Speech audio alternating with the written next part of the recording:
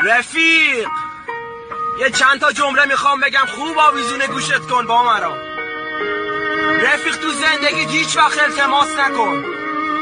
اگه التماس کردی از نامرد نکن مشتی. اگه مردی نارو نزن، اگه زدی به رفیقت نزن. اگه مردی مال دنیا نخور، اگه خوردی از یتیم نخور با مرا. اگه مردی قسم نخور، اگه خوردی به ناموست نخور. اگه مردی از فش نزن، اگه زدی به رفیقت نزن، نوکرتم. اگه مردی غصه نخور، اگه خوردی واسه مال دنیا نخور، نوکرتم. اگه مردی گریه نکن، اگه کردی واسه پول نکن.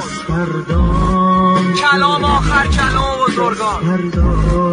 رفیق تو این دنیا هر چی میخوای باش،